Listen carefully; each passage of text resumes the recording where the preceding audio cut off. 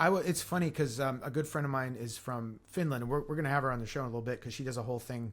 She has her own platform about self-sufficiency with kids and self-sufficiency because in her country, they're very self-sufficient. Her kids would walk through Helsinki to go to school at the age of like 6 and 7. Yeah. Here, she sent her kids to walk to school, and it was maybe like a quarter of a mile, and through other people's yards, not even down like a main street. And she got so much shit from all the other moms about doing that. Like she's the most negligent mother in the world.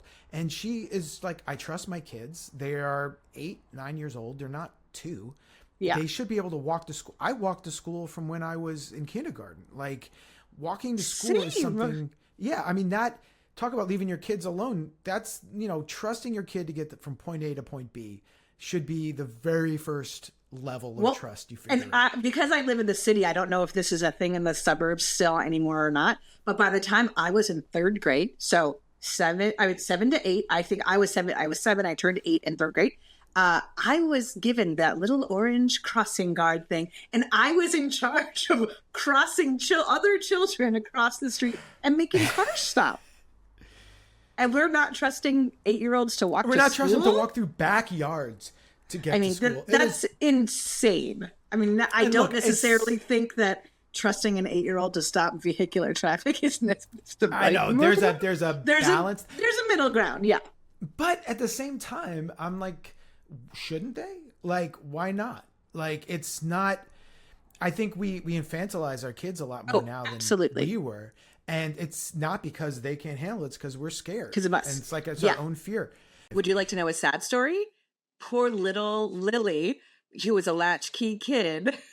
Yeah, poor little Lily. I was always the last one to leave the house in the morning because I had an older brother and sister who would go to high school earlier than elementary school. And my mom sometimes would travel for work. But even if she wasn't traveling for work, she would leave before I did. So I had to turn off the stove, make sure the lights are off, everything, and then lock the door.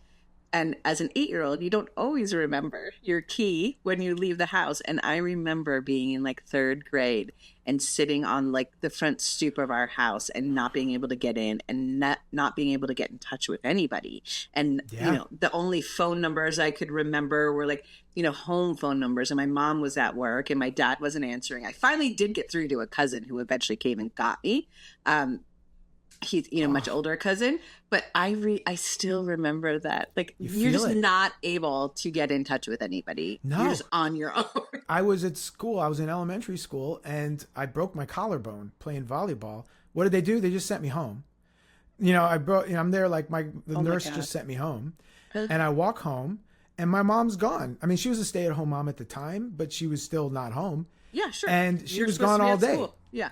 Yeah. And so I sat on the stoop with my broken collarbone on my front porch thing, couldn't get in, waiting. I had to wait an hour, and she finally comes home and has to take me to the hospital. You could not get in touch with people. It's and just our kids amazing don't have to me. That they get can text me while I'm in a meeting at work. It's not even.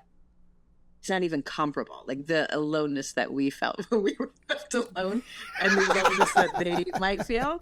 Thanks for watching. Don't forget to subscribe. Leave a like or a crazy comment. We'd love to hear from you, and see you again soon.